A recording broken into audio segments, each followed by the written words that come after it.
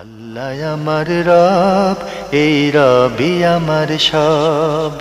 দামে দামে তুন মনে তারি অনুভব।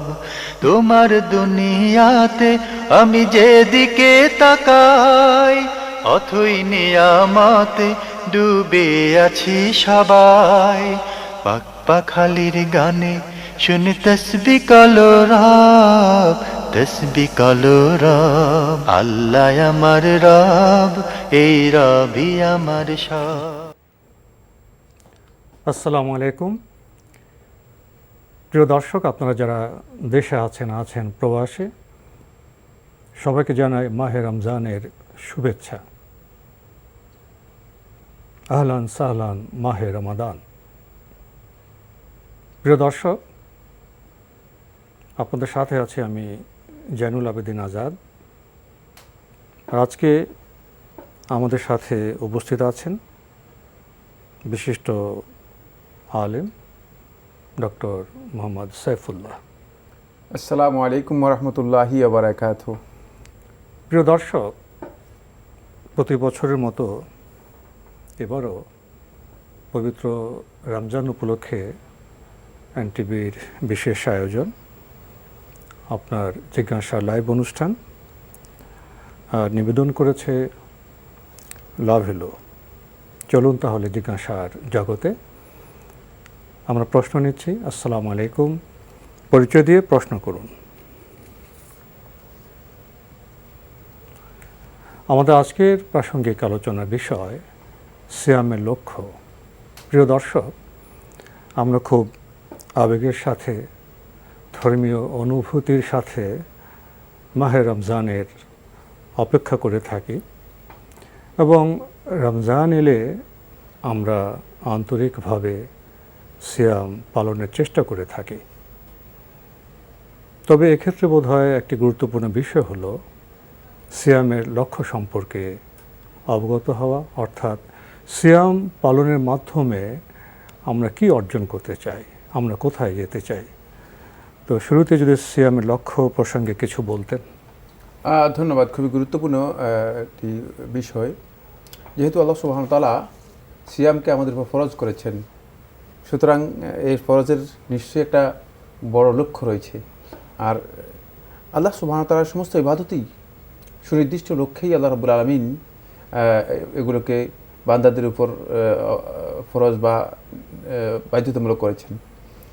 সিয়ামের দুটি মৌলিক গোল বা বড় লক্ষ্য রয়েছে, আর কিছু কিছু লক্ষ্য আছে যেগুলো এই লক্ষ্যের মানে কাছাকাছি অথবা সেকেন্ডারি বলা যেতে পারে, মানে দ্বিতীয় পর্যায়ের, তৃতীয় ধাপের যে কিছু লক্ষ্য রয়েছে। আমি প্রথম যে দুটি মৌলিক লক্ষ্য অথবা বড় লক্ষ্য রয়েছে, বড় যে মাকসাদ রয়েছে সেটা উল্লেখ করব, যেহেতু এই বিষয়ে প্রায় সমস্ত ওলামায়ে কেরামগণ উল্লেখ করেছেন। প্রথম লক্ষ্য হচ্ছে, এটা আল্লাহ রাব্বুল আলামিন কোরআনে কারীমের মধ্যে স্পষ্ট করেছেন, সূরা আল বাকারার 183 নম্বর আয়াতের মধ্যেই, যেখানে সিয়ামের ফরজিয়তের কথা বলা হয়েছে, যে আল্লাহ রাব্বুল আলামিন আল্লাহর বান্দাদের উপর সিয়ামকে ফরজ করেছেন। কুতিবা আলাইকুমুস সিয়াম কামা কুতিবা আলাল লাযীনা মিন ক্বাবলিকুম লাআল্লাকুম তাত্তাকুন, যে সিয়াম তোমাদের উপর ফরজ করা হয়েছে কেন? যাতে তোমরা তাকওয়া অর্জন করতে পারো, তাকওয়ার এই গন্তব্য তোমরা অর্জন করতে পারো, পৌঁছতে পারো, গন্তব্যে পৌঁছতে পারো। এখন আমাদেরকে যে বিষয়টি জানতে হবে সেটা হচ্ছে, আসলে তাকওয়া কাকে বলা হয়ে থাকে, সিয়ামের মাধ্যমে আমরা কিভাবে তাকওয়া অর্জন করব। শুধুমাত্র সিয়াম পালন করলে কি তাকওয়া হয়ে যাবে? এই বিষয়গুলো আমাদের খুব ভালো করে জানার দরকার রয়েছে। তাকওয়া হচ্ছে, আমাদের অনেকের ধারণা হচ্ছে তাকওয়া, আমরা কেউ তাকওয়াকে ব্যাখ্যা করেছি যে তাকওয়া কিছু বেশভূষার নাম, কেউ তাকওয়ার কিছু বাহ্যিক শুধুমাত্র আচার অনুষ্ঠানকে আমরা তাকওয়ার সংজ্ঞার মধ্যে নিয়ে এসেছি। কিন্তু তাকওয়া আসলে শুধুমাত্র কিছু বেশভূষা, কিছু আচার আচরণ অথবা কিছু আনুষ্ঠানিকতার নাম নয়, বরং তাকওয়া হচ্ছে এমন একটি বিষয় যে আল্লাহর বান্দাগণ এর সংখ্যার মধ্যে অধিকাংশ উলামায়ে কেরামগণ বলেছেন যে আনতা জাআলা বাইনাকা ওয়া বাইনা আযাবিল্লাহি ওয়িকায়াতান বিইমতিসালি আওয়ামিরিহি ওয়া ইজতিনাবি নাওয়াহিহি, যে তুমি তোমার মাঝে এবং আল্লাহ তাআলার আযাবের মাঝে একটা আড়াল তৈরি করে, একটা পর্দা তৈরি করে দেবে। কিসের মাধ্যমে? দুটি কাজের মাধ্যমে। একটি হচ্ছে আল্লাহ রাব্বুল আলামিনের নির্দেশগুলো অনুসরণ করার মাধ্যমে, পালন করার মাধ্যমে, আর আল্লাহ রাব্বুল আলামিন যে কাজগুলো নিষেধ করেছেন সেগুলো থেকে নিজেকে সম্পূর্ণরূপে বিরত করার মাধ্যমে। তাহলে এইখান থেকে দুটি জিনিস পাওয়া গেছে। একটা হচ্ছে এই তাকওয়ার মূল কাজ হচ্ছে দুটি, এটাকে রুকন বলা হয় তাকে। একটা হচ্ছে আল্লাহর বিধানগুলোকে, অনুশাসনগুলোকে আমাদেরকে পরিপূর্ণরূপে পরিপালন করতে হবে। সেকেন্ড হচ্ছে যেগুলো আল্লাহ রাব্বুল আলামিন নিষেধ করেছেন, হারাম করেছেন, সেগুলো থেকে নিজেদেরকে সম্পূর্ণরূপে বিরত থাকতে হবে। এই দুইয়ের মাধ্যমে আল্লাহ তাআলার আযাব থেকে সত্যিকার একটা আড়াল তৈরি করা অথবা একটা পর্দা তৈরি করা, এটা হচ্ছে মূলত মূল তাকওয়া।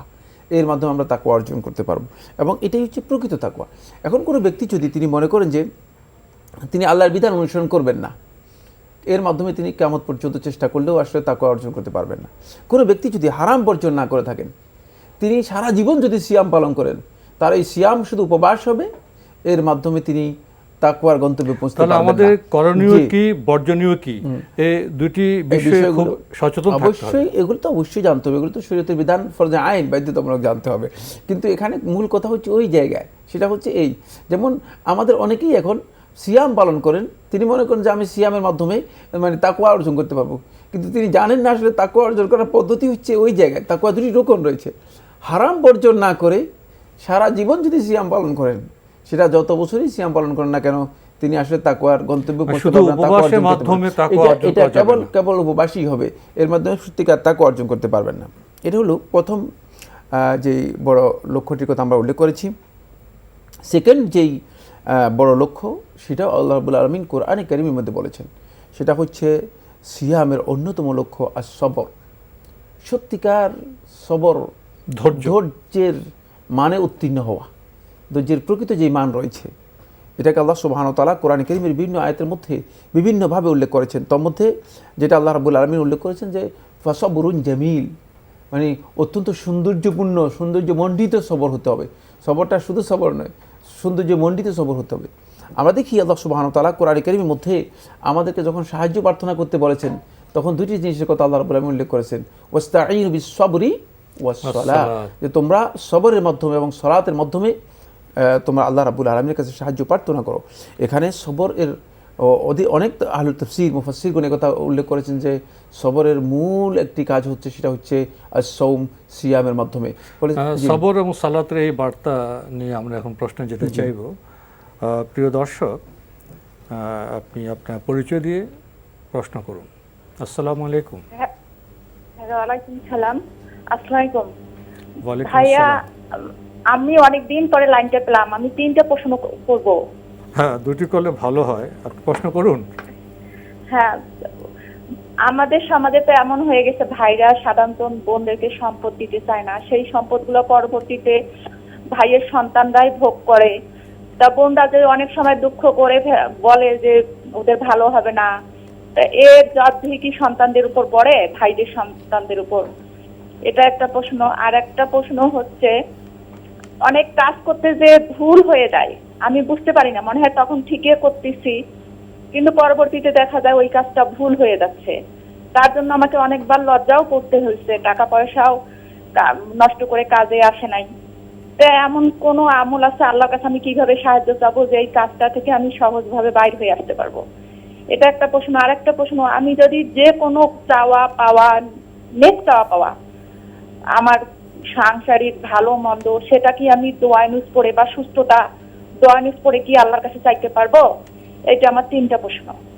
ধন্যবাদ আপনাকে। বেশ গুরুত্বপূর্ণ প্রশ্ন করেছেন। প্রথম প্রশ্ন, আপনি সমাজ প্রসঙ্গে কথা বলেছেন যে আমাদের সমাজে ভাইরা বোনকে সম্পত্তি দেয় না, দিতে চায় না, ভাইয়ের সন্তানরা সেই সম্পত্তি ভোগ করে। তো এই যে বঞ্চনার তো একটি বক্তব্য থাকে, অনেকটা অভিশাপের মতো হয়ে যায়। তো সেটা কি ভাইদের সন্তানদের উপর আপতিত হবে? খুব গুরুত্বপূর্ণ প্রশ্ন করেছেন। আসলে আল্লাহর বিধানকে যারা সংরক্ষণ করবে, আল্লাহ রাব্বুল আলামিন তাদেরকে, তাদের সন্তানদেরকে সংরক্ষণ করবেন। আর যারা আল্লাহর বিধানকে লঙ্ঘন করবে, আল্লাহ সুবহানাহু ওয়া তাআলা তাদেরকেও ধ্বংস করবেন এবং তাদের সন্তানরাও এর মাধ্যমে ক্ষতিগ্রস্ত হবে। এই বিষয়টি আল্লাহ রাব্বুল আলামিন একেবারেই স্পষ্ট করে দিয়েছেন। ফলে রাসূল সাল্লাল্লাহু আলাইহি ওয়াসাল্লাম আব্দুল্লাহ ইবনে আব্বাস রাদিয়াল্লাহু তাআলা যে হাদিসটি তিরমিজি রাহমাতুল্লাহ বর্ণনা করেছেন, হাদিসের মধ্যে বলেছেন, ইয়া গোলাম উআল্লিমুকা কালিমাত, হে যুবক তরুণ, তোমাকে গুরুত্বপূর্ণ কিছু বিষয় ইনফর্ম করব, জানাবো, শিক্ষা দেব। ইহফাজিল্লাহ ইয়াহফাদ, আল্লাহর বিধানকে পরিপূর্ণরূপে রক্ষা করো, সংরক্ষণ করো, হেফাজত করো, তাহলে আল্লাহ তাআলা তোমাকে হেফাজত করবে। এই হাদিসের দীর্ঘ বক্তব্য, আমরা পুরো হাদিস আলোচনা করতে পারবো না, আমি শুধু মূল কথায় যেতে চাই। এই হাদিসের ব্যাখ্যার মধ্যে আহলে হাদিসগণ সবাই উল্লেখ করেছেন যে যদি কোনো ব্যক্তি আল্লাহ রাব্বুল আলামিনের নির্দেশনাকে পরিপূর্ণরূপে অনুসরণ করে থাকে, সে নিজের জীবনেও আল্লাহ রাব্বুল আলামিনের সংরক্ষণ পাবে, আল্লাহ রাব্বুল আলামিন তাকে সংরক্ষণ করবে, এবং তার জন্য তার পরবর্তী প্রজন্মকে আল্লাহ রাব্বুল আলামিন সে সংরক্ষণ করবেন। সেটি সূরা কাহফের মধ্যে আমরা এই ঘটনা পেয়েছি। সূরা কাহফের মধ্যে 3টি ঘটনা বর্ণনা করা হয়েছে। তার মধ্যে মূসা এবং খাদির আলাইহিসসালাম যখন জনপদে গিয়েছেন, তখন 2 জন নবীকে প্রেরণ করা হয়েছে একজন ইয়াতীমের সম্পদ রক্ষা করার জন্য। এজন্য এটা কোনো সন্দেহ নেই, এটি অবশ্যই সন্তানদের উপরও পরবর্তী প্রজন্মের উপরও পড়তে পারে, যেহেতু এই কাজটি মূলেই মানে গলদ ছিল, মূলেই গলদ ছিল। এই ধরনের কাজ থেকে নিজেকে সতর্ক করতে হবে। আমাদের বোন আরো প্রশ্ন করেছেন যে অনেক সময় কাজে ভুল হয়ে যায়, তো এক্ষেত্রে কোনো আমল আছে যাতে ভুল না হয়? হ্যাঁ, আমল হচ্ছে একটাই, সেটা হচ্ছে ভুল থেকে বাঁচার জন্য বেশি বেশি করে আল্লাহ রাব্বুল আলামিনের কাছে ইস্তেআজা করবেন। কারণ এই কাজগুলো শয়তানই মূলত আমাদেরকে ভুল করে দিতে চেষ্টা করে এবং আমাদের ভুলের দিকে অথবা ভ্রমের দিকে আমাদেরকে নিয়ে যায়। সেক্ষেত্রে বেশি বেশি ইস্তেআজা করবেন। ইস্তেআজা হচ্ছে আউযুবিল্লাহি মিনাশ শাইতানির রাজিম, আউযুবিল্লাহ, যে আলফাজগুলো আছে, যে শব্দগুলো আছে, সেগুলোর যে কোনো একটা বেশি বেশি করে পড়বেন। জি, শেষে উনি জানতে চেয়েছেন নেক চাওয়ার ক্ষেত্রে দোয়া ইউনুস কোনো উপকার করতে পারবে? হ্যাঁ, এই মর্মে সহিহ বুখারী যে রিওয়ায়াতটি রয়েছে সেটা সহিহ, যে রাসূলুল্লাহ সাল্লাল্লাহু আলাইহি ওয়াসাল্লাম বলেছেন যদি আল্লাহর বান্দাদের মধ্যে কোনো বান্দা দোয়া ইউনুস পড়ে তারপর আল্লাহ তাআলার কাছে দোয়া করেন, আল্লাহ রাব্বুল আলামিন তার দোয়া কবুল করবেন। যেহেতু আল্লাহ তাআলা শেষে বলতেছেন কাযালিকা নুনজিল মুমিনিন, এভাবেই মুমিনদেরকে আমি পরিত্রাণ দিব। সুতরাং এই পরিত্রাণ মুমিনরা সবাই পাবে। প্রিয় দর্শক, আমরা খুবই গুরুত্বপূর্ণ বিষয়ে অবগত হলাম। আমরা প্রশ্ন নিচ্ছি। আসসালামু আলাইকুম, পরিচয় দিয়ে প্রশ্ন করুন। ওয়ালাইকুম সালাম। আসসালামু আলাইকুম হুজুর। ওয়ালাইকুম আসসালাম। কেমন আছেন হুজুর আপনারা সবাই? আলহামদুলিল্লাহ। জি হুজুর, আমি দুবাই থেকে খায়রুল বলছি। জি জি হুজুর, আপনাদের অনুষ্ঠানটা আমার কাছে অনেক ভালো লাগে রমজান মাসে। আমি আলহামদুলিল্লাহ। এনটিভিকে ধন্যবাদ জানাই, কিন্তু আমরা অনুষ্ঠান আপনাদের সাপ্তাহিক সেটা দেখতে পারি না কাজের জন্য। রমজান মাসে তো আমরা 30 দিনে প্রায় দেখি, এজন্য আপনাদেরকে ধন্যবাদ। এই রোজার মাসে ইসলামের কিছু আমাদেরকে উপদেশ দেওয়ার জন্য বা বুঝি জ্ঞান অর্জন করি। জি জি, আপনার প্রশ্নটি করুন। জি হুজুর, আমার প্রশ্ন হয়েছে দুটি। লাইনটি কি কেটে গেল? আপনি কি লাইনে আছেন? আমরা প্রশ্ন নিচ্ছি। আসসালামু আলাইকুম, পরিচয় দিয়ে প্রশ্ন করুন। আসসালামু আলাইকুম। ওয়ালাইকুম আসসালাম। জি, আমি সিলেট থেকে বলছি, মোহাম্মদ আব্দুল কাইম ফেরদৌস। জি বলুন। যে আমার প্রশ্ন হইল, আমি একটা দোকান ভাড়া দিছিলাম এই ফেব্রুয়ারি মাসে এই বছরই, 3 বছর চুক্তির জন্য চুক্তি করে, আর ওইটার জমা দিছিল উনি 3 লক্ষ টাকা। আমার প্রশ্ন হচ্ছে ওই যে 3 লক্ষ টাকা আমার কাছে জমা আছে জামানত বাবদ, ওটার কি জাকাত দিতে হবে কিনা, এই প্রশ্ন একটাই আমার। ধন্যবাদ আপনাকে। পেয়েছেন তো প্রশ্ন? হ্যাঁ, প্রশ্ন পেয়েছি। এবার 3 লক্ষ টাকা জামানত নিয়েছেন। জামানত বলতে আমাদের সমাজে যেটা বোঝায় সেটা হচ্ছে এই টাকাটি তিনি ব্যবহার করতে পারবেন, তাকে দেওয়া হয়েছে অ্যাডভান্স, অতিরিক্ত দেওয়া হয়েছে। সুতরাং এক্ষেত্রে এই টাকার জাকাত আপনাকে দিতে হবে। যদি 1 বছর আপনার কাছে থাকে আপনি এই টাকার জাকাত দেবেন। আমরা জানলাম বিষয়টি সম্পর্কে। প্রিয় দর্শক, প্রশ্ন নিচ্ছি। আসসালামু আলাইকুম, পরিচয় দিয়ে প্রশ্ন করুন। আসসালামু আলাইকুম। ওয়ালাইকুম আসসালাম। মোহাম্মদ মুজাম্মেল হক, মুন্সিগঞ্জ থেকে বলতেছি। জি বলুন। হ্যাঁ, আমার 2টা প্রশ্ন। আমার প্রথম প্রশ্ন হচ্ছে, আপনার মাধ্যমে তো জেনেছি যে ওই ইমাম যখন সালাম ফিরাবে, 2 পাশে সালাম ফিরালে তখন আমাদের সালাম ফিরানো শুরু করতে হবে। তাহলে আমার প্রশ্ন হচ্ছে, যখন আমি সালাম ফিরানো শুরু করি, আমরা যে দোয়া মাগফিরা যেগুলো পড়ি, এগুলা কি তাহলে দ্বিতীয়বার সালাম ফিরানো আগ পর্যন্ত কি শেষ করতে পারবো, না ওই ইমাম আসসালামু আলাইকুম বলার সাথে সাথে আমি এটা বন্ধ করে ফেলবো? ধন্যবাদ। হ্যাঁ, আরেকটা প্রশ্ন হয় একইভাবে। জি, এইভাবে এইটার আরেকটা কোশ্চেন, যখন নাকি এই আল্লাহু আকবার বলে উঠলো বা করলো, তখন কি আমরা সুবহানাল্লাহিল আলা বা সুবহানাল্লাহিল আযীম এগুলা কি আরেকবার করে শেষ করবো নাকি? আপনার প্রশ্নটা স্পষ্ট হয়নি, আর একটু স্পষ্ট করুন তো, আর একটু ধীরে বলুন। আমার প্রশ্নটা হচ্ছে, যখন নাকি ইমাম মানে আল্লাহু আকবার বলে, আল্লাহু আকবার বলা পর্যন্ত তো আমরা উঠবো না, তাই না? জি তখন বলুন। কি আমরা ওই যে রুকুতে বা সেজদায় সুবহান রাব্বিয়াল আযীম এই পড়াটা যখন আল্লাহু আকবার শুরু করবে তখন কি আমরা বন্ধ করে দিব না তখনও পড়বো? ধন্যবাদ আপনাকে। আপনি প্রশ্ন করেছেন, প্রথম প্রশ্ন, ইমাম যখন সালাম ফেরাবেন, এরপরে আমরা কখন সালাম ফেরাবো এবং দোয়া মাসুরা কখন পড়বো? হ্যাঁ, এই ভাইয়ের প্রশ্ন, প্রথম প্রশ্ন হচ্ছে যে ইমাম সালাম ফিরানো, দুই দিকে সালাম ফিরানোর ক্ষেত্রে আপনি কি সাথে সাথেই সালাম ফিরানো শুরু করলেই কি দোয়া মাসুরা বন্ধ করে দেবেন? না, আপনি আপনার সালাম ফিরানোর আগ পর্যন্ত আপনি দোয়া মাসুরা পড়তে পারবেন। ঠিক একই বক্তব্য পরবর্তী মাসআলার মধ্যেও একই মাসআলাকেই একটু মানে ভিন্ন ডিজাইন করে প্রশ্ন করেছেন। আল্লাহু আকবার বললে আপনি সাথে সাথে উঠে যাবেন না, যখন আল্লাহু আকবার শেষ হবে তখন আপনি উঠবেন। তা আপনি ওঠার আগেই ইমামকে অনুসরণ করতে হবে, তখনই আপনি বন্ধ করে দেবেন। আর এখানে যে অনেক লম্বা সময় আছে ব্যাপারটা এমনও নয়। জি, আমরা জানলাম বিষয়গুলি সম্পর্কে। প্রিয় দর্শক, প্রশ্ন নিচ্ছে। আসসালামু আলাইকুম, পরিচয় দিয়ে প্রশ্ন করুন। আসসালামু আলাইকুম। ওয়ালাইকুম আসসালাম, পরিচয় দিয়ে প্রশ্ন করুন। যে আমি নাজমুল হুদা বলছি পাবনা সাতিয়া থেকে। জি ভাইয়া বলুন। যে আমার দুটি প্রশ্ন করুন। এক নম্বর প্রশ্ন, যে আমাদের সমাজে একটা হাদিস প্রচলিত আছে যে রমজান মাসে যদি কেউ নফল সালাত আদায় করে তাহলে সে একটা ফরজ সালাতের সওয়াব পাবে, আর যদি কেউ একটা ফরজ সালাত আদায় করে তাহলে সে ৭০টি ফরজ সালাত আদায়ের সওয়াব পাবে। এই হাদিসটি সহিহ কিনা? আর দ্বিতীয় প্রশ্ন, সাদাকাতুল ফিতর কাদেরকে দিতে হবে? জি, দ্বিতীয় প্রশ্ন হচ্ছে সাদাকাতুল ফিতর কাদেরকে দিতে হবে? সাদাকাতুল ফিতর, জি, কাদেরকে দিতে হবে? জি জি জি, ধন্যবাদ আপনাকে। প্রথম প্রশ্ন আপনি করেছেন যে একটি হাদিস প্রচলিত, রমজানের নফলের সালাতের সওয়াব ফরজের মতো হয়, আর ফরজের সওয়াবটা ৭০ গুণ বেড়ে যায়।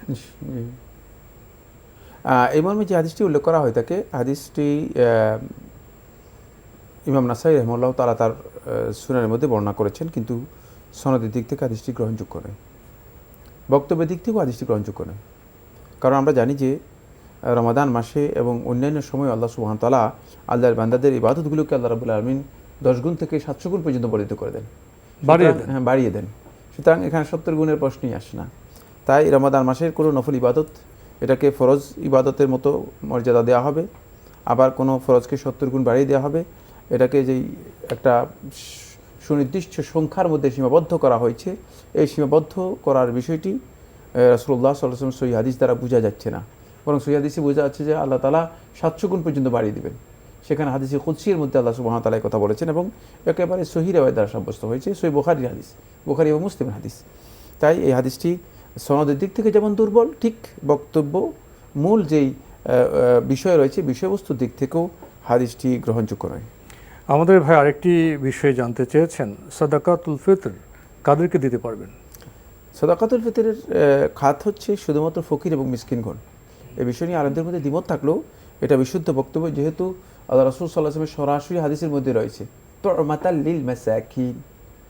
রাসূলুল্লাহ সাল্লাল্লাহু আলাইহি ওয়াসাল্লাম বিষয়টাকে এখানে সুনির্দিষ্ট করে দিয়েছেন সাদাকাতুল ফিতরের উজুবের সাথে, যে অপরিহার্যতার সাথে, বাধ্যবাধকতার সাথে এই বক্তব্য সুনির্দিষ্ট করা হয়েছে, এটি শুধুমাত্র ফকির এবং মিসকিনদের জন্য। আমরা জানলাম বিষয়টি সম্পর্কে। প্রিয় দর্শক, প্রশ্ন নিচ্ছে। আসসালামু আলাইকুম, পরিচয় দিয়ে প্রশ্ন করুন। লাইনে আছেন? আচ্ছা, ওয়ালাইকুম আসসালাম ওয়া রাহমাতুল্লাহি ওয়া বারাকাতুহু। জি, আপনারা কেমন আছেন? একটু ঘরে আপনাদেরকে পেলাম আজকে। আজকে আমার ছোট ছোট 4টে প্রশ্ন নেবেন। দুটি প্রশ্ন করলে ভালো হয়, দুটি প্রশ্ন করলে ভালো হয়। আজকে নেন, একটু আমার প্রশ্ন করুন। প্রশ্ন হলো কি, জি, ওই যে সেদিন আপনাদের অনুষ্ঠানে বলেছিলেন ওই যে নামাজে থাকা অবস্থায় জামার হাতা গুটানো যাবে না, আর যদি গুটানো যদি থাকে সেটা কি ছাড়া যাবে? এই একটা প্রশ্ন। আর কোরআন বোন আপনি একটু তেলাওয়াতে থামবেন, আমি বুঝতে পেরেছি জি। আপনি আর একটু ধীরে স্পষ্ট করে বলুন তো। নামাজে জি, আমি নামাজ পড়তেছি মনে করেন, ওই অবস্থায় হাতা গুটানো যাবে না, আপনাদের অনুষ্ঠানে বলা হয়েছিল, বুঝছেন? হাতা উঠানো। হ্যাঁ, হাতা গুটানো জি গুটানো জি বুঝেন জি না? জি মানে ভাঁজ করা, জি জি জামার হাতা ভাঁজ করা যাবে না, জি জি কিন্তু এটা নিষিদ্ধ আছে। এখন যদি ভাঁজ করা আগে থেকে থাকে তো নামাজ অবস্থা ওই ভাঁজটাকে খুলে জি। দেওয়া যাবে নামাজের ভিতরে? এই একটা জি। প্রশ্ন, বুঝতে পারছেন এটা? জি জি জি স্পষ্ট হয়েছে। আপনার দ্বিতীয় প্রশ্ন করুন। আচ্ছা, দ্বিতীয় প্রশ্ন হলো, আপনাদের অনুষ্ঠানে আবার এটাও বলছিলেন, এক ভাই না বোন প্রশ্ন করেছেন কোরআন তেলাওয়াত শেষে কি করতে হবে, সাদাকাল্লাহুল আলিয়ুল আযীম এটা পড়বে নাকি অন্য কিছু করতে হবে? তা আমরা তো এটাও পড়ি না, মাঝে মাঝে ওই যে একটু দোয়া করি, আল্লাহ এই কোরআন তেলাওয়াতের উসিলা আমাকে জান্নাত দান করেন, কবর আযাব থেকে রক্ষা করেন, এই কোরআন যেন আমাকে সুপারিশ করে কিয়ামতের মাঠে, এগুলা বলেন। এগুলা বলা যাবে কিনা, আর নতুবা কি দোয়া করতে হবে এটা একটু বলে দেবেন। আর একটা প্রশ্ন হলো, তেলাওয়াতে সেজদা যখন দিই, এই কোরআন তেলাওয়াতে সেজদা আল্লাহু আকবার বললে সেজদাতে চলে যাই, সুবহান রাব্বিয়াল আলা বলার পরে তিনবার বলি একটা দোয়া আছে ইসমুল মুসলিমের মধ্যে, ও দোয়াটুকু বলে তারপরে আমি উঠার সময় কি আপনাকে। আবার আল্লাহু আকবার বলবো? এই আমরা আর একটা আসলে প্রশ্ন হলো, দুটি আমার প্রশ্ন শুনেন, নিতে পারি, আরেকটা নেন ভাই, অন্যদের তো আমার ওই যে- সুযোগ দিতে হবে। আরেকটা প্রশ্ন, এটা অন্যরা সুন্দর উপকৃত হবে। জি রোজার নিয়ত আমি একজনকে বলেছি, রোজার নিয়ত করতে হইলো মনে মনে, আর আগামীকাল বলা যাবে না, আজকের দিনে বলতে হবে, কারণ সন্ধ্যা হইলে আমাদের আজকের দিন শুরু হয়ে যায় আগামী সন্ধ্যা পর্যন্ত। সে কিছুতে মানে না, সে আমাকে বলে তাইলে আপনি আল্লাহকে ছোট করতেছেন, আল্লাহ যদি মনের কথাই যদি না বুঝে তাইলে আল্লাহ কেমন আল্লাহ, একথা আমাকে বললো। আমি তাকে কোনোভাবে বুঝাতে পারি না, তখন সে আমাকে বললো আমি আমার ধর্ম নিয়ে আছি, আপনি আপনার ধর্ম নিয়ে থাকেন। ইসলামে অনেক পরিবর্তন আছে, অনেক পরিবর্তন কিয়ামত পর্যন্ত হবে। ধন্যবাদ আপনাকে। আপনি তখন- খুবই তখন গুরুত্বপূর্ণ প্রশ্ন করেছেন। প্রথম প্রশ্ন, আপনি জেনেছেন যে নামাজের সময় হাতা গোটানো যায় না, কিন্তু আগে থেকে যদি হাতা গোটানো থাকে তাহলে নামাজের সময় কি সেটা খুলে দেওয়া যাবে? না, যে কারণে গুটানো নিষেধ সে কারণে খোলাও নিষেধ। যদি কোনো কারণে ভুলক্রমে তার হাতা গুটানো থেকে যায় তাহলে যে অবস্থা আছে তিনি এটাকে নিয়ে আর নামাজ হয়ে যাবে। নামাজের মধ্যে এটা নিয়ে ব্যস্ত হবেন না। যদি সালাতের মধ্যে এই নিয়ে ব্যস্ত হয়ে থাকেন তাহলে আপনার সালাত এর মধ্যে জুমহুর উলামায়ে কেরামগণ বলেছে যে কাজটি মাকরুহ, অপছন্দনীয় হবে। উনি আরেকটি বিষয়ে জানতে চেয়েছেন, যখন কোরআন খতম করা হয় তখন উনি দোয়া প্রসঙ্গে নানা কিছু বলেছেন, আসলে সেই বিষয়টা কি, উনি কিভাবে দোয়া করবেন? কোরআনে করিম তিলাওয়াত শেষে যে কোনো ধরনের দোয়া করতে পারেন। দোয়া করার বিষয়টি ইমাম আহমদ হাম্বল রহমতুল্লাহ আলাইহিকে জিজ্ঞেস করা হয়েছে, তিনি বলেছেন যে হ্যাঁ আমি পছন্দ করি যে দোয়া করা, কিন্তু যে কোনো ধরনের দোয়া করতে পারেন। এর জন্য কোনো সুনির্দিষ্ট দোয়া নির্ধারিত করে নেওয়া, সেই বিষয় নিয়ে আমরা কথা বলেছি। সম্ভবত তিনি আমাদের বক্তব্যটি কীভাবে শুনেছেন বা বুঝেছেন আমি বুঝতে পারিনি।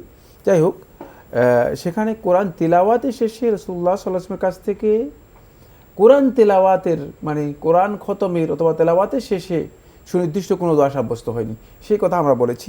বাকি আপনি যদি কোরআন তেলাওয়াত করার পরে এমনি যে কোনো দোয়া করেন সেই দোয়া করতে পারবেন, যে দোয়াগুলো আপনি বলেছেন আল্লাহ তাআলার কাছে কোরআনে কারীমকে হেদায়েত হিসেবে গ্রহণ করার জন্য, কোরআনে কারীমকে আখিরাতে নাজাতের উসিলা করার জন্য সবটাই দোয়া করতে পারবেন, এগুলো জায়েজ। উনি আরেকটি প্রশ্ন করেছেন যে কোরআন পড়ার সময় যে সেজদার আয়াত এসে যায় তো সেটা সেজদা কিভাবে করবেন? জুমহুর উলামায়ে কেরামগণ বলেছেন যে উঠার সময় তাকবীর বলতে হবে না, শুধুমাত্র তাকবীর দিয়েই সিজদা করবেন। ঠিকই আছে জি। সেজদায় কি তাসবিহ পড়বেন?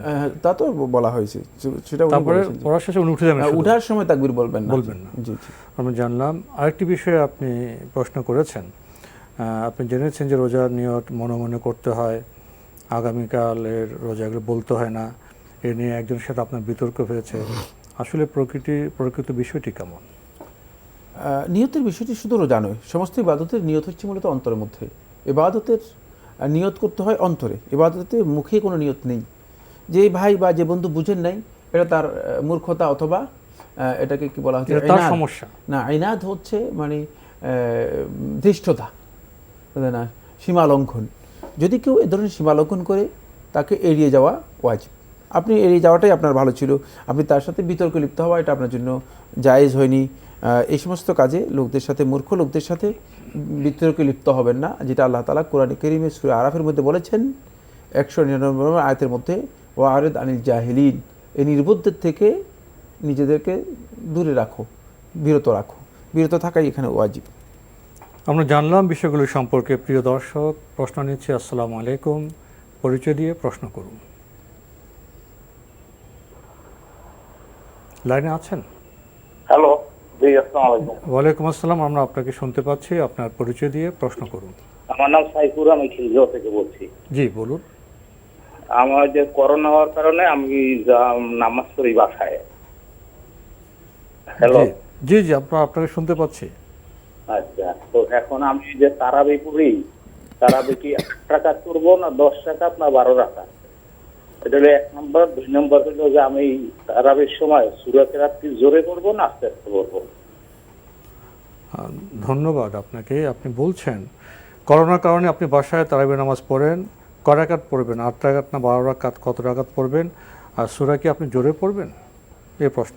ধন্যবাদ এই ভাইকে। আপনি 2 রাকাত করে যতটুকু সম্ভব, যতটুকু আপনার শরীর কুলায় ততটুকু আপনি পড়তে পারবেন, কোনো অসুবিধা নেই। এক্ষেত্রে যদি আপনি নির্দিষ্ট করে নেন তাহলে আপনি 8 রাকাতই পড়বেন, যেহেতু নবী সাল্লাল্লাহু আলাইহি ওয়াসাল্লাম নিজের জন্য রাতের নামাজকে 8 রাকাত নির্দিষ্ট করে নিয়েছিলেন। যদি অনুসরণ করতে চান তাহলে নবী সাল্লাল্লাহু আলাইহি ওয়াসাল্লামকে অনুসরণ করাই হচ্ছে সবচেয়ে উত্তম কাজ। বাকি আপনি 20 রাকাতও পড়তে পারেন, 10 রাকাতও পড়তে পারেন, 12 রাকাতও পড়তে পারেন, কমও পড়তে পারেন, বেশিও পড়তে পারেন। এখানে ইসলামী শরীয়তের উদারতা রয়েছে। এগুলো নফল বা সুন্নাত সালাতের ব্যাপারে আল্লাহ রাসূল সাল্লাল্লাহু আলাইহি ওয়াসাল্লাম রাকাতের মধ্যে এটাকে নির্দিষ্ট করে যাননি। জি, সূরা কেরাতগুলো জোরে জোরে পড়বেন, আওয়াজ করে পড়বেন। যদি আপনি একাকী পড়েন তাও আওয়াজ করে পড়তে পারবেন, যদি জামাতে পড়েন তাও আওয়াজ করে পড়তে পারবেন। আমরা জানলাম বিষয়গুলো সম্পর্কে। প্রিয় দর্শক, প্রশ্ন নিচ্ছি। আসসালামু আলাইকুম, পরিচয় দিয়ে প্রশ্ন করুন। লাইনে আছেন? জি আসসালামু আলাইকুম। ওয়ালাইকুম আসসালাম ভাইয়া, পরিচয় দিয়ে প্রশ্ন করুন। জি, আমি সিলেট থেকে বলছি। জি বলুন।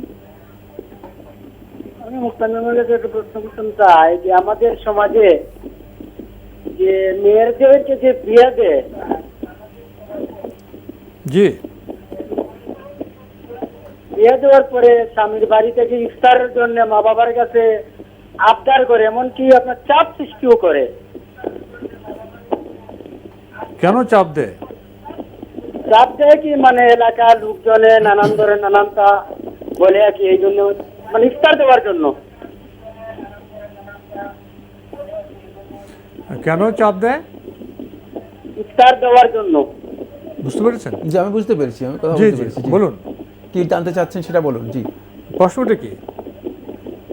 হ্যালো, হ্যাঁ আপনাকে শুনতে পাচ্ছি। প্রশ্নটা কি? চাপ দেয়, হ্যাঁ, মা বাবার উপর চাপ দেয়। প্রশ্নটা কি? মা বাবাকে স্বামীর বাড়ি থেকে মেয়েদেরকে ইফতার দেওয়ার জন্য জি চাপ সৃষ্টি করে। জি জি এখন আমি জানতে চাচ্ছি যে যদি ইফতার না দেওয়া হয়, কিয়ামতের দিন কি আল্লাহ তাআলা তার মা বাপকে আসামির কাঠ করা তারা করবেন? ধন্যবাদ আপনাকে। আর কোনো প্রশ্ন আছে? না, ধন্যবাদ। পেয়েছেন তো প্রশ্ন? আমি প্রশ্ন পেয়েছি ভাইয়ের যে প্রশ্ন করেছেন যে এটা ইসলামের বিধান নয়। ইসলাম কথা বলেনি যে স্বামীর বাড়িতে মানে মেয়ে বাপের বাড়ি থেকে জোর করে ইফতারির মানে সামগ্রী আদায় করে আনতে হবে, না দিলে কিয়ামতের দিন আল্লাহ তাআলা মা বাপকে অথবা আত্মীয় স্বজনদেরকে সবাইকে আসামির কাঠগড়ায় দাঁড় করাবেন না। এগুলো ইসলামী বিধানই নয়, এগুলো সামাজিক চাপ, সামাজিক বিষয়। সুতরাং সামাজিক কিছু বিষয় রয়েছে যেগুলো আমাদেরকে অনেক দিক থেকে বাউন্ড করে, সেগুলো সামাজিক কারণে অনেক সময় মানুষ বাধ্য হয়ে যায়, কিন্তু ইসলামের বিধানের সাথে এগুলো কোনো সম্পর্ক নেই। এই জন্য এখানে আপনি গুনাহগারও হবেন না, না দিলে ক্ষতিগ্রস্ত হবেন না, অপরাধীও হবেন না। কিন্তু না দিলে সেখানে একটা সম্পর্কের ক্লেশ তৈরি হবে, একটা ডিস্টেন্স আসবে, দূরত্ব তৈরি হবে, যেটা পারিবারিক জীবনের জন্য, দাম্পত্য জীবনের জন্য, পরবর্তী সামাজিক জীবনের জন্য বড় ধরনের প্রশ্ন তৈরি করবে। এই বিষয়টি মাথায় রেখেই এই ধরনের কাজগুলোকে বিবেচনা করতে হয় এবং সেগুলোর ক্ষেত্রে সিদ্ধান্ত দিতে হয়। আর আমাদের সমাজ ব্যবস্থায় এই বিষয়গুলো এসেছে মূলত ভিন্ন কালচার থেকে, ফলে মানুষদেরকে এগুলো বোঝাতে হবে। যতক্ষণ পর্যন্ত মানে পুরা সমাজ ইসলামের এই মূলনীতিগুলো না বুঝবে ততক্ষণ পর্যন্ত এগুলো আমাদের সমাজের মধ্যে বিরাজ করবে। সুতরাং এক্ষেত্রে আমরা লোকদেরকে বোঝানোর চেষ্টা করব যে এই কাজটা ইসলামী কাজ নয়, ইসলামী কালচারের পরিপন্থী, ইসলাম এগুলো অ্যালাউ করে না, এটা বোঝানোর জন্য চেষ্টা করব। কিন্তু যদি কোনো ব্যক্তি না বুঝে তাহলে তাকে তার তরমুজ দিতে হবে। জি জি, হ্যালো, আসসালামু আলাইকুম। ওয়ালাইকুম আসসালাম। তারপর থেকে টুটুল ছিলাম, আমার দুটা প্রশ্ন। জি বলুন। জি, আমি একটু দুটা প্রশ্ন ছিল আমার। জি প্রশ্ন করুন। ও যে আপনারা দুজন ভালো আছেন? জি আলহামদুলিল্লাহ, আপনি কেমন আছেন? জি আমি ভালো। আমার প্রশ্ন হচ্ছে, প্রথম প্রশ্ন হচ্ছে তারাবি নামাজটা না পড়লে কি রোজা হবে না? এটা আমার প্রথম প্রশ্ন। জি। আর আমার দ্বিতীয় প্রশ্ন হচ্ছে, তারাবি নামাজ যতবার শেষ করব আবার যখন নতুন করে আরম্ভ করব, এরপর আল্লাহু আকবার বলার পর কি প্রতিবারই কি ছানা পড়তে হবে? ধন্যবাদ আপনাকে। প্রথম প্রশ্ন, তারাবি না পড়লে কি রোজা হবে? ধন্যবাদ এই ভাইকে, তিনি যে প্রশ্নটি করেছেন যে তারাবির সালাত যদি কেউ আদায় না করে তার সিয়াম হবে কিনা, রোজা হবে কিনা। রোজা হয়ে যাবে, কিন্তু এই প্রশ্ন সত্যিকার রোজাদার কি করবে কিনা, এই প্রশ্ন আমার কাছে আসবে। তার কারণ হচ্ছে তারাবিহের সালাতের যে নফল সালাত হওয়ার পরেও এর ফজিলত এত বেশি যে মানে রমাদান মাসের ফরজ সিয়াম পালন করার যে মর্যাদা, ওই রমাদান মাসের তারাবিহের সালাত আদায় করার মর্যাদা তাই সমান। সুতরাং এই প্রশ্ন কোনো সিয়াম পালনকারী ব্যক্তি করবেই না, যদিও কোনো সন্দেহ নেই তার রোজা হয়ে যাবে বা সিয়াম হয়ে যাবে ইনশাআল্লাহ তাআলা।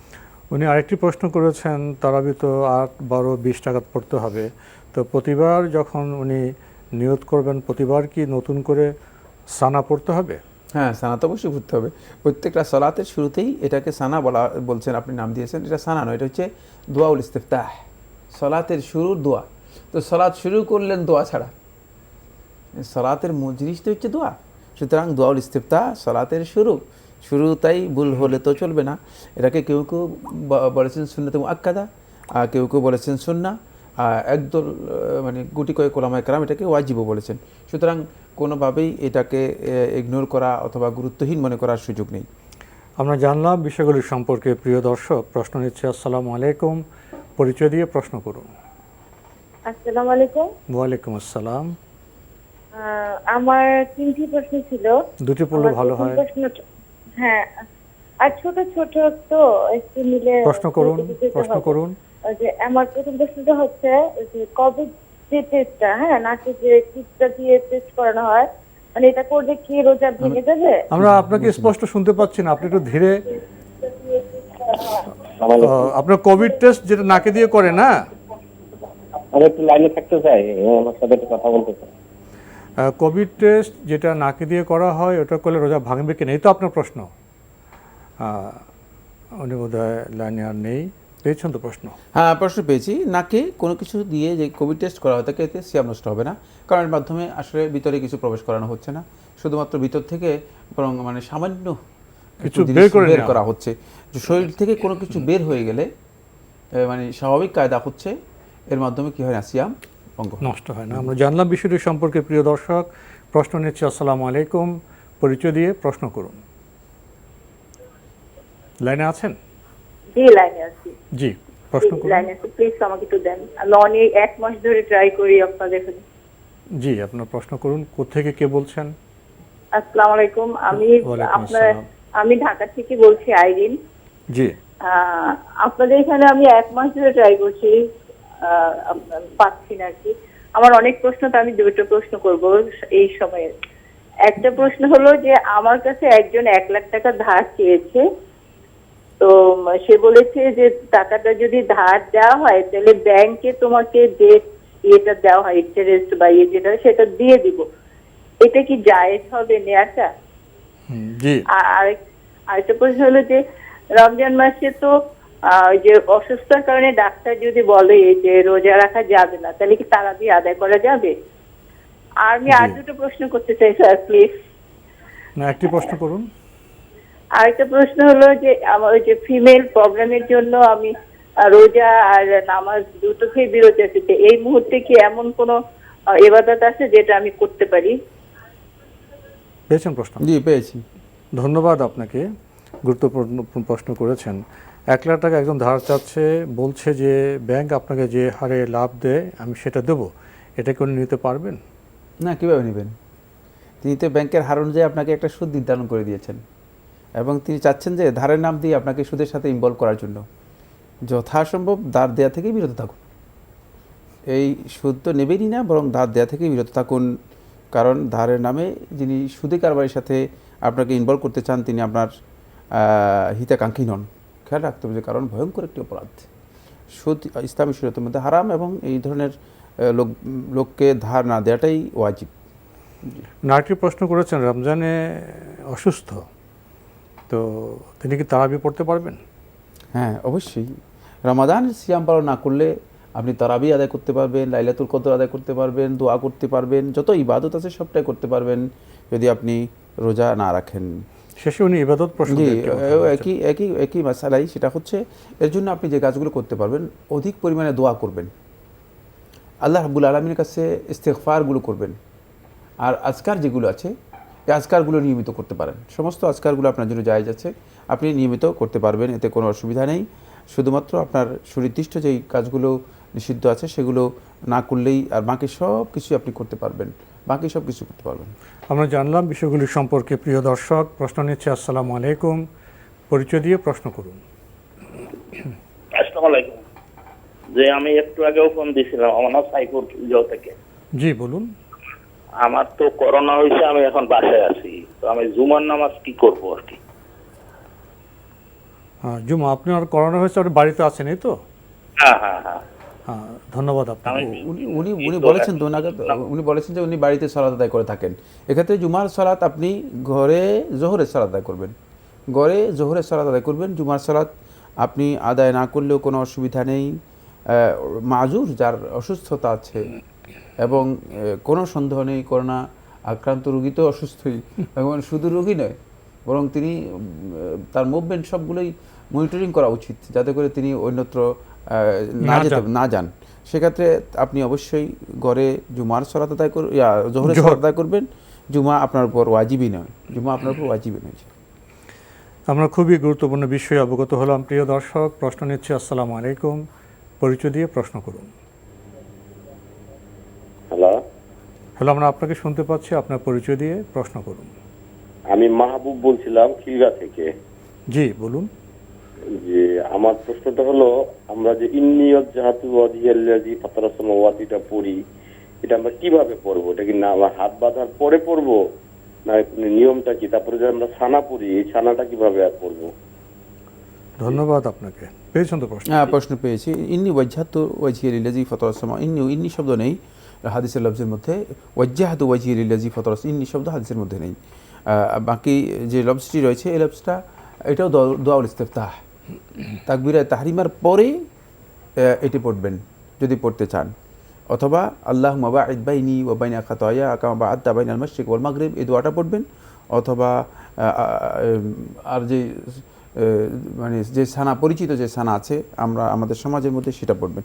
এর মধ্যে যে কোনো একটি পড়লেই যথেষ্ট হয়ে যাবে। এটা তাকবীরে তাহরিমার পর হবে, আগে নয়।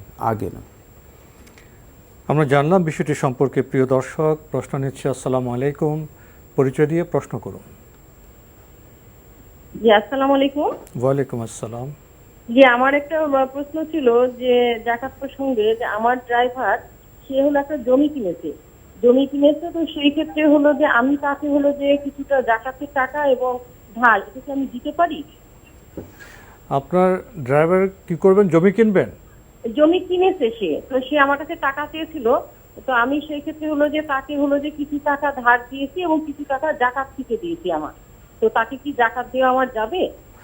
তিনি কি যাকাত পাওয়ার উপযুক্ত জেনেছেন? সে হলো যে ড্রাইভারের বেতন ছাড়া তার আর কোনো ইনকাম নাই, তার দুটো বাচ্চা আছে।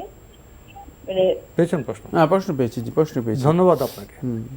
মানে ড্রাইভার সচ্ছল, মানে তার ইনকাম করার সুযোগ আছে, বেতনও আছে, তাকে জাকাতের যে টাকা দিয়েছেন এটা সঠিক হয়নি, জাকাতের টাকা তিনি পাবেন না।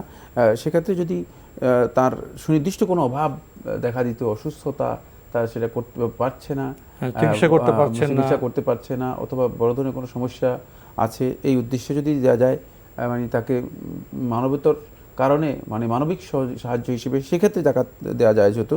কিন্তু যেহেতু সে দিব্যি মানে বেতন পাচ্ছে, চলতেছে, কোনো অসুবিধা নেই, জাকাতের টাকা দেওয়া মানে জমি কেনার ক্ষেত্রে এখানে জায়েজ হয়নি। জি, আমরা জানলাম বিষয়টি সম্পর্কে। প্রিয় দর্শক, প্রশ্ন নিচ্ছি। আসসালামু আলাইকুম, পরিচয় দিয়ে প্রশ্ন করুন।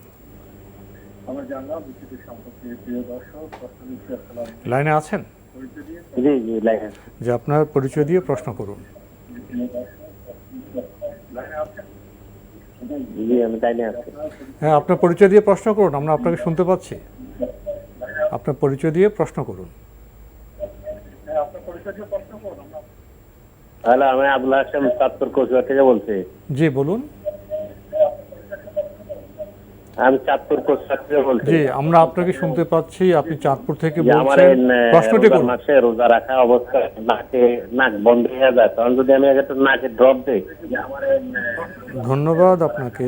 রোজা রাখা অবস্থায় নাক বন্ধ হলে নাকে ড্রপ দিতে পারবেন? হ্যাঁ, নাকে ড্রপ দিতে পারবেন, এতে সিয়াম নষ্ট হবে না, এটা বিশুদ্ধ মত। আলেমদের এই মাসালার মধ্যে কিছু বক্তব্য থাকলেও শেখুল ইসলাম ইবনে তাইমিয়া রাহমাতুল্লাহ সহ অধিকাংশ ওলামায়ে কেরাম এবং এই যুগের শ্রেষ্ঠ মুজতাহিদদের মধ্যে অনেকেই এই ফতোয়া দিয়েছেন, নাকে ড্রপ দিলে আপনার সিয়াম নষ্ট হবে না ইনশাআল্লাহ তাআলা। প্রিয় দর্শক, সময়ের কারণে আমরা আজকের প্রশ্ন নিতে পারছি না, তবে আপনাদের অবগতির জন্য জানাতে পারি, আপনার জিজ্ঞাসা অনুষ্ঠানটি আপনারা এনটিভি অনলাইনেও দেখতে পারবেন। ভিজিট করুন www.ntbbd.com। এছাড়া ইউটিউবে এবং আমাদের ভেরিফাইড ফেসবুক পেজে অনুষ্ঠান দেখতে পারবেন। প্রিয় দর্শক, দেখা হবে ইনশাআল্লাহ আগামীকাল একই সময়ে। প্রিয় দর্শক, আপনারা সবাই নিরাপদে থাকুন শান্তিতে। আসসালামু আলাইকুম। আল্লাহ আমার রব, এই রবি আমার সব, দামে দামে তুন মনে তারি অনুভব। আল্লাহ আমার রব, এই রবি আমার সব।